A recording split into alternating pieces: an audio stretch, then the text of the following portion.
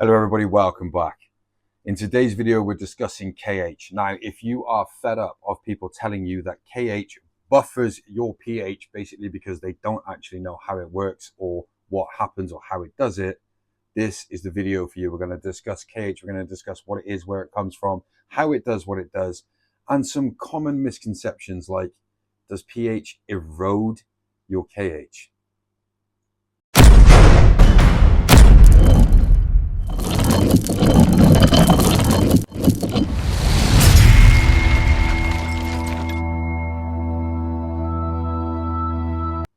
Okay, so what is KH? KH stands for carbonate hardness. You'd think it probably should be CH, but it's a German thing and they spell carbonate with a K. So you'll hear people tell you that KH is a measure of the carbonates and bicarbonates in an aqueous solution. And that is true, but it is actually really the measure of how much acid it would take for you to reduce the pH of that aqueous solution to 4.5. Why 4.5? We'll get to that later. We mentioned pH there. If you don't have a good understanding of pH, go back and watch our pH video because you are going to need that. And we do cover a little bit of KH at the end as a way to decrease the acidity of your water, to raise your pH. So honestly, as much as you think you may understand what pH is and how it works, if you don't understand what I say to you now, hydronium, hydroxide, hydrogen ions, go back and watch it. You're going to need that to understand KH. So now you've watched that, you have the same understanding of pH as everybody else, hopefully, if they've watched that and it made any sense. So we understand now that the pH is just a measure of free hydrogen or hydronium ions. pOH is not something we're going to discuss in this video, but you needed to know that to understand pH. KH buffers your pH. Now, whilst that is a term you could use, it's a poor choice. I don't know what buffer brings up in your mind, but for me, it's a railway buffer. It's that big spring at the end of a railway track that stops the train. And the reason that doesn't work is because in stopping that train, that spring compresses. Now, KH doesn't compress. There's no movement in it. There is a complete change of state of different species of carbon. That's what happens. Sounds complicated, but I'm going to explain it. And I'm actually going to explain it using sort of the prison system. Trust me, it's relevant. It should get it across.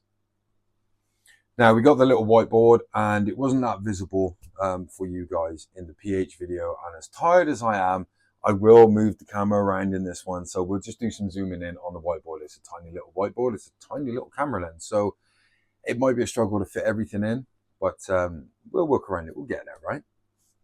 Now, in the video you possibly have just watched, right at the end, we started to discuss calcium carbonate, right? And so you will know that as CaCO3. That's calcium carbonate. That's important. That has a huge play in KH, not only pH, but KH. And if we break it down, the CO3, which would then be doubly negatively charged, is called the anion. And this is a carbonate. This carbonate bonds to the free hydrogen ions, effectively removing them and raising your pH. Okay, so because if you remove something that lowers your pH, you are effectively raising your pH. Now, when it does that, it forms a bicarbonate. HCO3, 1 negative. It's only 1 negative because the positive from this hydrogen has removed one of the negatives from the carbonate. Now, carbonates and bicarbonates is apparently what KH is the measure of. All right. Now, this is a hydrogen carbonate, so it's a bicarbonate because it has a hydrogen on there. That's why it's called that. Now, a carbonate is twice as effective as removing hydrogen ions or hydronium ions as a bicarbonate. Sounds odd because you think bi would be able to take 2, but it doesn't. Because all a bicarbonate is a carbonate that's already got one. Now, if we let this one equal out, we can take another positive, can't we? Because we can still get rid of this negative. And that would leave us with H2CO3. Now it's balanced, there's no positive or negative. Now you should recognize this one. That's right, carbonic acid. Oh, I'm not going to write it, that nearly fell. Carbonic acid. So you should recognize that from the pH video. So in hoovering up your free hydrogen ions and effectively raising your pH, your KH has done that, and it's done it through these two forms, your carbonates and bicarbonates. Now it's worth saying at this point, if you watch the pH video, which I really hope you have, you will know that is not the only way to raise pH. As we spoke about POH, if you raise the number of OH ions in your solution, so this is essentially a hydroxide that gets released from a base, an aqueous soluble base under the Arrhenius theory, that will also just make your solution more basic. So we know, looking at the pH video, that dropping in pH is often caused by carbon dioxide. So that's the evil thing trying to cause our tanks to crash. So where are these knights in shining armor coming from? These bicarbonates and carbonates? Well, they come from the carbon dioxide. How mad is that? These free hydrogen ions that have come from the carbon dioxide are trying to smash down the walls of your castle, but the walls are quickly being rebuilt by the bicarbonates and carbonates that also came from that carbon dioxide. It's its own Achilles heel. Doesn't make sense? Go back. Now, it is worth saying that carbonates and bicarbonates can come from other sources like calcite, dolomite, or limestone, but it all comes around in basically calcium carbonate, all right, which we saw earlier, CaCO3. So let's have a look. We have CO2, sorry, I do that all the time. CO2, and it is gas, all right? We're not going to get into all the different species of carbon, but this CO2 is gas. It's the stuff in the atmosphere. Now that dissolves into the water, and remember this sign? It's an equilibrium sign. So this exchange is happening backwards and forwards all the time, maintaining an equilibrium. Dissolves into the water and becomes CO2, aqueous species, and H2O. Right? We got that before. And we've already gone over in the pH video and probably earlier in this, I'm not entirely sure where I am anymore, that turns into H2CO3. There it is again, carbonic acid. Now, carbonic acid doesn't want to stay as carbonic acid. It doesn't like it. It's not very stable. So what happens? Dissociation, deprotonation. It gets rid of hydrogen ions. Now, if we get rid of both of these hydrogen ions, we are left with CO3 negative, our anion. But that should have had a double negative on it, shouldn't it? Now, if it only dissociates one, we still have one, and that goes away. There's our bicarbonate. So you can see where they come from. The carbonates and the bicarbonates are actually just products of the CO2. Isn't that crazy? Now, I said that you can also get carbonates and bicarbonates from things such as limestone. Now, if for anybody who's interested, the global warming, the greenhouse gas effect, has got an evil twin, and it's the acidification of the oceans. So limestone could potentially be a huge part in solving that, and we could potentially slow down or even fix global warming through the oceans and limestone. And there's a lot of very, very, very intelligent people working on that all over the world. So we might just touch on that a little bit at the end if you're interested in how that works or why that is the case. A lot of it will become clear in what we're going to discuss. If I just told you, you might not understand it, but once we've gone through this, you'll understand what I'm going to tell you. Hang around to the end. It's pretty interesting. So that is the carbonate cycle, carbonate system. That is the equation for it. Now remember, these symbols, much like in the pH, these four are equilibriums. Okay? Did I say KH? I meant pH. These are Ka. Often referred to Ka1 and Ka2 specifically between carbonates and bicarbonates, bicarbonates and carbonic acid. But this one also is technically a Ka, as is that. Now, Ka is the correct term also for the ionic production of water. We just call it Kw because it is so special, because it is always constant, whereas this can move. How would this move? What could happen? First of all, let's go through it. Let's break it down. So, your carbon dioxide gas is dissolved through, as we know, gas exchange at the surface of the top of the water. Okay, if there isn't enough in the water, it will take it because it too wants an equilibrium with the atmosphere. So that is dissolved in. It then turns into CO2 in an aqueous species and H2O, water. That also wants to maintain not only an equilibrium with this one, but also its neighbor over here, carbonic acid, because they form together, they make carbonic acid. Now, the carbonic acid is trying to keep an equilibrium between the dissolved gas and water and also the bicarbonate.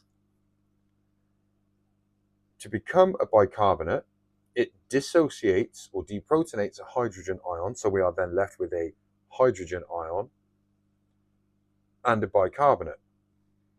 That wants to keep an equilibrium with carbonic acid and also carbonate and free hydrogen ions. So to get from here to here, the carbon dioxide comes in and it forms this carbonic acid. It dissociates its hydrogen ion to become a bicarbonate, and a bicarbonate then dissociates its other hydrogen ion to become a carbonate. So we can see that to get to from here to here, all a carbonate needs to do is hoover up one hydrogen ion or hydronium ion. Right? No. It takes two to get from there to there. It needs to pick this one back up to become this, and then it needs to pick this one back up to become this. For a bicarbonate to get to here, it only needs to pick up one. So carbonates are twice as effective at removing free hydrogen ions, because it picks up two to get to here, than a bicarbonate. Twice as effective. You think, well, let's just have more carbonates.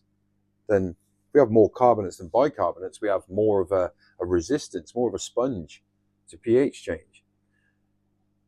The problem with that is, because this is an equilibrium, if we just add more carbonates, they will hoover up any free hydrogens, because these aren't really here.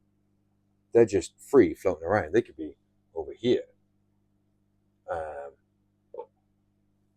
They're not actually there. They're somewhere else. So you can't just add more carbonates, because this wants to maintain its favorite ratio between itself and the one next door. It would just grab one of these and become that to reform the balance. Now, a lot of people say that the acids erode your KH. I've heard so many YouTubers say that, and that is not true. It is accurate in the sense that the acids actually decrease the number of bicarbonates and carbonates you have, but the carbon species never leaves the water. It's still there. And you'll see that in a moment with the prison analogy. So saying it erodes it It only really erodes the number that you see on your test kit. And on that, the test kits that you're using are not testing for the potential of carbon species in the water. All they're telling you is what reserve you've got left. They're not measuring this. But as you can see, there is a carbonate in there. There's also a bicarbonate in there. Or they're just telling you how many of these two you've got left. So it's how much you've got to play with, how much resistance you've got, how much sponging you can do. It hasn't gone anywhere, hasn't eroded. The number on your test kit has changed because your test kit is not testing how many carbon species you have, just what is available to be used by these. Okay, let's look at it like this. One carbonate decides to come and hoover up these two hydrogen ions or hydronium ions. It then becomes this because we just put H2 on the front of this. Excellent, it's done its job. But then you're forgetting that and that. These are equilibriums. These two must contain a constant ratio. One of these has just disappeared. So what's this going to do about it? It needs to replace that one. In order to do that, it sheds one of these. So now you've got another one. These two have been used up when your carbonate came across and took them. But for this one to replace the carbonate, it had to get rid of one, so it's put one back. Now one of these is missing. So what's this going to do about it? It's going to shed this and become one of these. Now you've got another one. So nothing changed. And that's the thing. This is constantly happening all the time, every second, every millisecond. It's just constantly happening.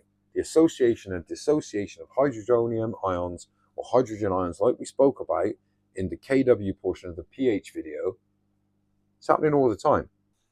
So that kind of makes it sound like you can't run out of KH. And you're thinking, I know I've heard people tell me that I can't run out of KH because that would be dangerous.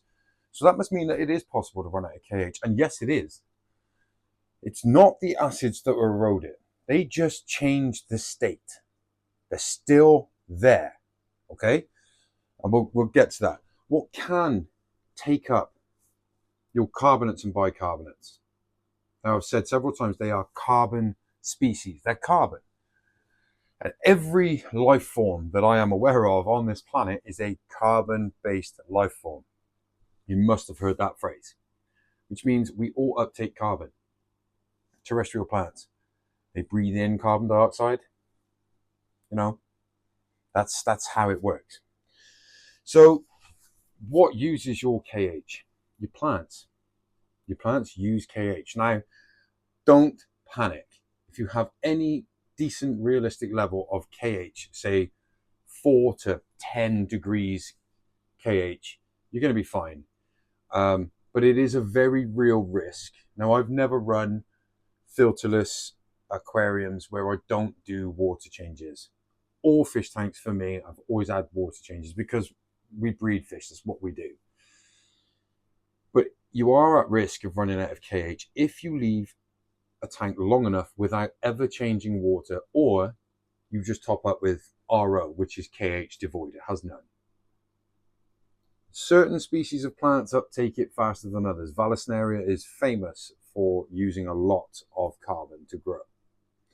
So that's one way that your KH will actually be depleted. Another way is the bacteria. So bacteria sort of change your KH value in two ways. So like the plants, they use the carbon to grow. They are a carbon-based life form, same as us. But they also change the value of your available KH. Remember, it's just a measurement of your reserve by releasing acids during the nitrification process. So that shifts it down towards carbonic acid. Okay, so they're using it up in two different ways. Now, it would take a very long time to deplete, say, KH8. to nothing and then crash a tank. It would take a long time through plants and bacteria alone. So it's nothing to majorly worry about unless whatever water you are using has a very, very small amount of KH in it. We use a lot of RODI water, but we generally either remineralize it or we mix it with tap water to effectively remineralize it. But this is one of the reasons why water changes are important. So how does the crash come about?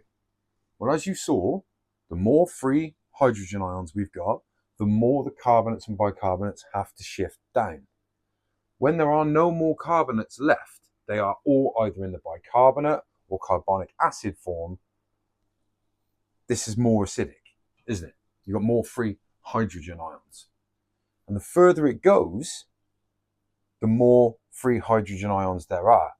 Now at pH 4.5, that significant number, you're out of carbonates. There are none. And bicarbonates make up potentially 0.01%. So everything, all of the carbon in that water is in a carbonic acid state. That's at 4.5. Now you can add more hydronium ions, hydrogen ions, and lower that pH even more, but it will happen rapidly because every hydrogen ion you add is reducing the pH because there's nothing to deal with it. There's no carbonates, there's no bicarbonates. So that's how a pH crash comes about. So high KH must mean high pH, right? Right? Wrong. Normally, yes, but there are freaky situations where you can have a high KH, but also a low pH. So you can have an excess of free hydronium ions that have not been used up by carbonates or bicarbonates. Very, very rare, not easy to replicate, but it can happen. Now, another way that the balance of the equilibrium can shift is precipitation, if I haven't already said this. So your carbonates right at the top end can precipitate out by grabbing hold of calcium. CaCO3, that's where a lot of the carbonates come from in the first place. It can precipitate out as that. And you see that all the time, you hard water people with lime scale.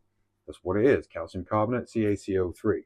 Now that is another way that the entire equilibrium can shift, and why not doing water changes or at least top-ups can be fatal.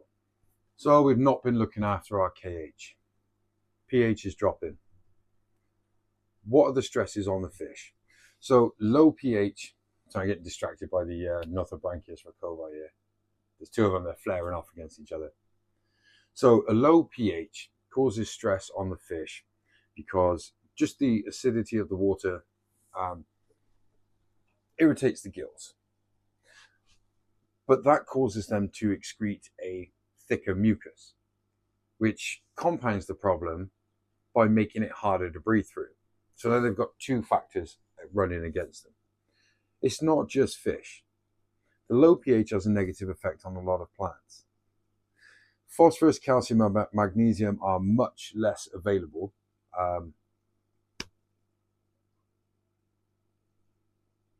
Now he's just having a rest on top of a sponge filter. Calcium, phosphorus, and magnesium are much less available at lower pHs. So you'll start getting nutrient deficiencies.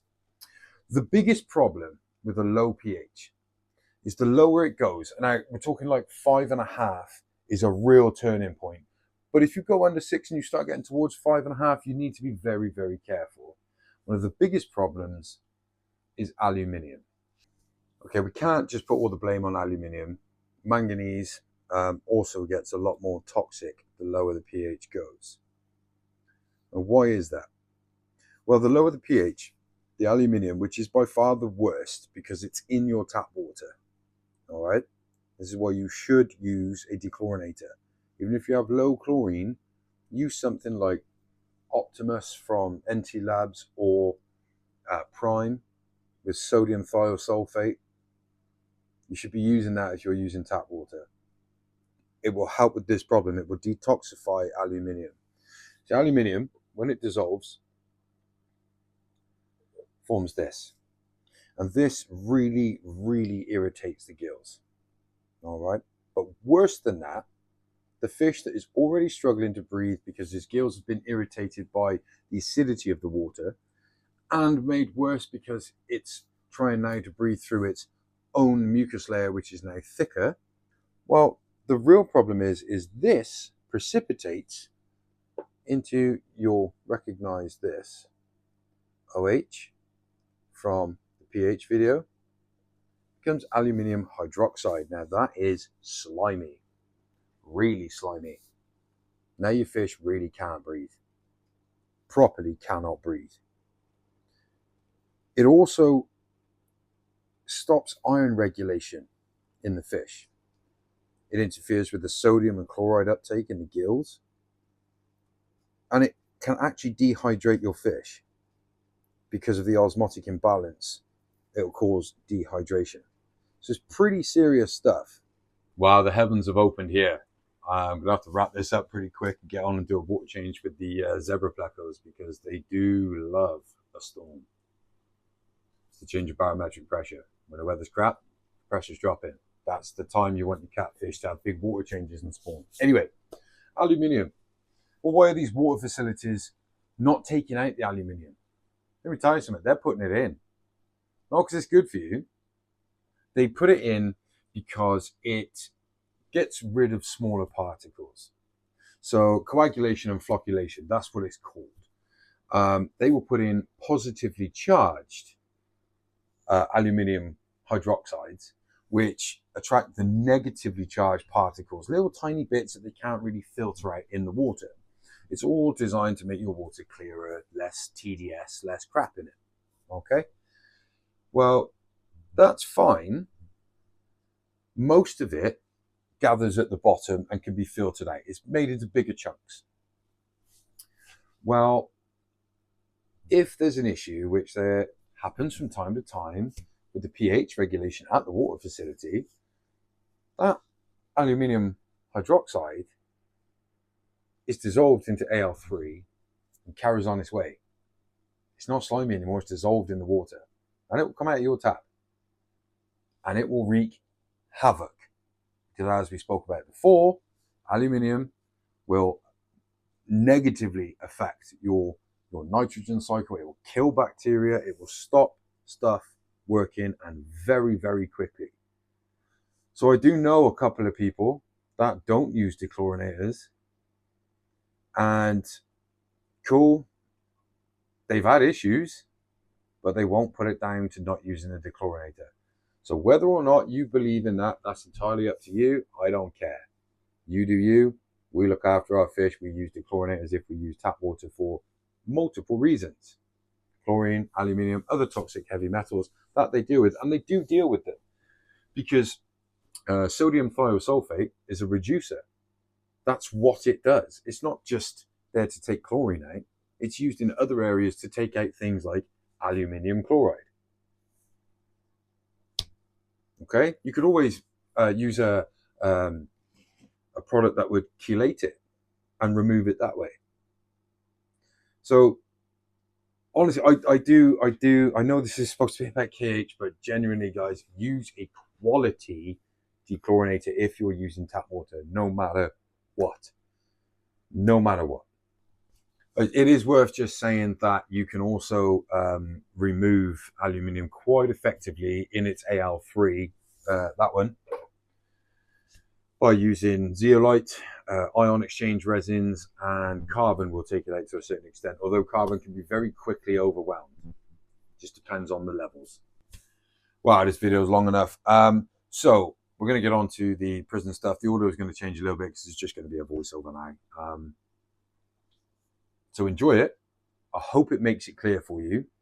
It is showing you how KH works. The carbon states don't disappear. They've just changed. Well, welcome to the jail analogy. This is all happening under the sea. Under the sea. No. Who lives in a jail under the sea? Hydrogen head. Acidic and toxic malicious is he. Hydro. I need sleep. Okay. So, yeah. So what we need to understand here is these three prisons are carbon species. They are going to change, but they are still there. And that is what it's showing you. Oh, here's a wrong un. This is hydrogen head. Now, although Hydro Head is a wrong un, he doesn't need to be put in a maximum security prison. He doesn't even really need to go to jail. He's just a bit of a pain. So open jail it is. And that's fine. Society's happy. Under the sea is nice and safe. No problems. The problem happens when a bunch of wrong uns turn up. Now the open jail, the carbonic acid can't take any more, so the mayor of Fishtown has turned the jail into an open jail and therefore changed the state of our carbon from a bicarbonate to carbonic acid. Now we can take more, but wait, it's not enough. So the carbonate maximum security jail has had to reduce its status to a bicarbonate. It's maintaining the equilibrium. So now it's just a jail. But we've still got too many wrong uns, too many hydroheads. So we need to reduce the bicarbon, the jail, down to another open jail. Now the buildings are still there, right? So the carbon is still there. They're just in different states, different sort of species. Now there's still too many wrong uns. And this is where the problem happens. All of our carbon is now in a carbonic acid form, and there's still too many hydroheads. So this is your pH crash happening because all of your carbon has been used up. You have no more registerable KH on your little drop tester, and you have a lot of hydroheads still coming in. pH drop. Now what we can see here is there's no extra hydroheads. Everybody is being contained in open jails, granted carbonic acid. You are right on the edge. This is around pH 5. Now we're going to start trying to redress the balance. So we're gassing off some CO2. So hydrogen, hydrohead, he's been released. And that has allowed the open jail to go back to being a bicarbonate, a jail. See, it was still there in the first place. It's now just changed its state because the hydrohead has left the jail. The free hydrogen has left your tank. Now we've got 2 air stones running, we're gassing off extra CO2, we're reducing the number of hydrogen ions free in the water. So what's going to happen is we're going to be able to release another one. And this time he's released from the middle prison, which allows the middle prison to change its state back to a bicarbonate, allowing the one on the right to return from a bicarbonate to a carbonate. You see, they never left. They were just in a different state. And this is how you need to think of it. Nothing has been eroded other than the number on your test kit. Now to go back to pH crashes, here we can see again, they are all carbonic acid. They're all open jails. There's no bicarbs and no carbonates. Effectively no reserve of KH left to deal with hydrogen ions. So the acids then have a big effect. If we keep adding acids, they just pile up. It gets worse and worse and worse. So no, it was no Lord of the Rings production, but hopefully you can visualize from that the carbon is always there. It's just in a different state. And by removing your free hydronium or hydrogen ions through gassing off CO2, you can restore KH, even though it never left, but you will restore the numbers on your test because your test is just telling you what you've still got in reserve. Now, if you're using RODI water and you testing no KH, that's because you have no KH. There's no carbon in it. There's no bicarbs. There's no carbon to restore, so you can't do that. But that hopefully has showed you that it doesn't erode it. It's not really buffering it. It's just sponging it. It's absorbing it, and it will release it when the situation is right. Now that's all we've got on KH. I will go into just basically how the ocean is buffering global warming for us. It's sponging global warming for us, and it's not in a good way. Our event, Fish Fate, in October, we're actually doing a couple of little offers on the day in Gloucester, 5th of October, Quedgeley.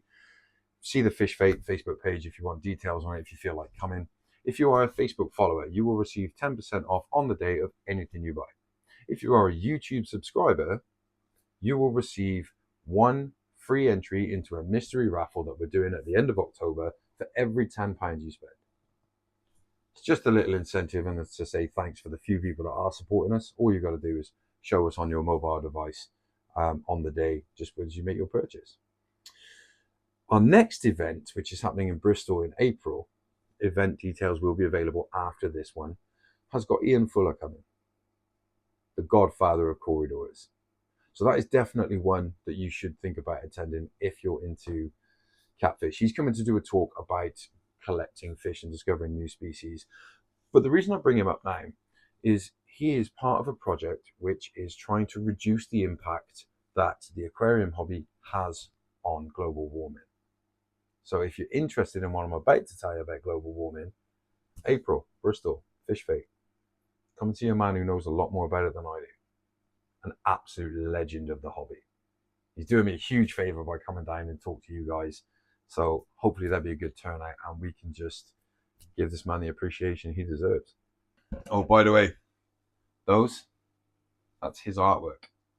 Yeah, not only is he the owner and runner of Corridorus World, not only does he discover and name corridor species, not only is he responsible for the entire worldwide used CW numbering system for corridors, he's also a pretty good artist.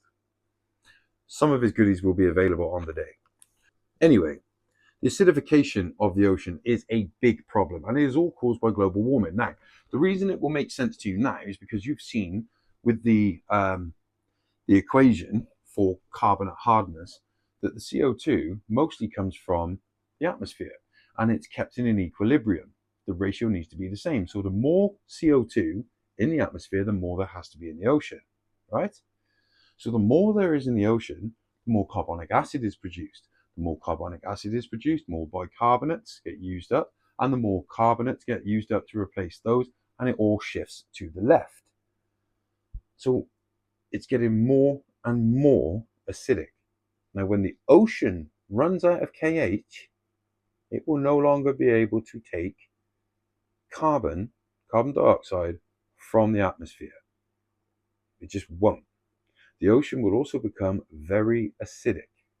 Problems, bleaching of corals, destroying the reefs, let alone all the other life forms that live out in the deep, dark areas of the ocean. So the thing is this is pH. We'll say that is 4.5 and this is 8.3, okay? 4.5, 8.3. You didn't see a thing of that. None of you told me. There we go. This is a little sketch graph. This is a pH axis. This is 4.5 here, which is our key that we saw earlier, and 8.3 that we spoke about earlier. Now I'm going to grab a couple of other pens. Bear with. Okay, I'm a little excited. I never get to use other colors. So this is the value. This is the pH. Now the colors are going to indicate different states of carbon. So under 4.5, we know that it is pretty much all carbonic acid. Okay? Right, the ranges that we like, that we need the C to be in, is like that. And that is the bicarbs. I might have said earlier that KH is kind of pH dependent. Yeah, this is high. The lower the pH is, it tells you what the ratio of carbonate state is. And then lastly, this one is your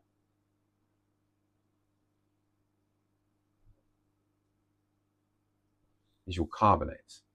Now, the more CO2 that is released into the atmosphere, the further this goes that way. At that point, the ocean is dead. Just dead. Because it kind of sits around about here, which is up like 7.8. It's something like that. Don't quote me on that number. But we are going that way real quick. And it is a very, very real possibility that in 10 to 20 years, these beautiful marine fish that inhabit the reefs will only exist in the aquarium trade. And that's my lifetime. It's crazy.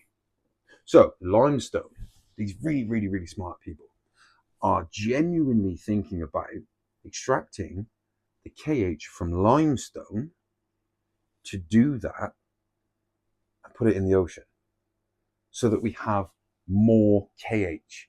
They're going to introduce KH so that we can deal with and maintain the equilibrium, so that we can stave off global warming for a bit longer. Can you imagine how much limestone would have to be mined to treat, to raise the KH of the entire ocean of the planet? We're not talking about 2 tablespoons per 5 gallons of E. We are talking a lot of limestone. Where are they going to get it from? What kind of hole is that going to leave behind? Is that going to raise the sea level? I mean, I know it's going to be sort of dissolved, but it's still a mass. How much are we talking about? These are the things that genuinely interest me. I would like to know what the effects of adding that much stuff. I mean, they probably don't know. They're probably still trying to calculate. That's what they're working on. But also, apparently, it has to be burnt. The limestone will have to be heat treated. Surely that's going to release a lot of the carbon into the atmosphere, which is what we're trying to combat with the whole KH thing from the limestone anyway. So I find it absolutely fascinating. No, I can't answer your questions on that because the top brains in the world are still working on that, and that is only one working theory, one working possibility that they're looking into. But that's mad. Like, that's serious. They call it geoengineering. We are now trying to engineer the planet to make it hospitable for us. Otherwise, we're done. So yes, that really is it. That is all we've got today. I say, oh, this is probably long as hell, so I'm very sorry. It's not the most fun. I am quite fun sometimes, very silly, immature. Well, that was the death of my battery, but that is all I've got anyway. Hopefully I'll see some of you or meet some of you for the first time at Fish Fate. Don't forget, it's Quedgley, Gloucester on the 5th of October, and then in April over in Bristol. All the details will be available on the Fish Fate Facebook page, so go and check that out. Make sure you follow that so you don't miss anything as well. But as always, until I see you in the next video, do everything you can to give a stranger a reason to smile. Have a good one.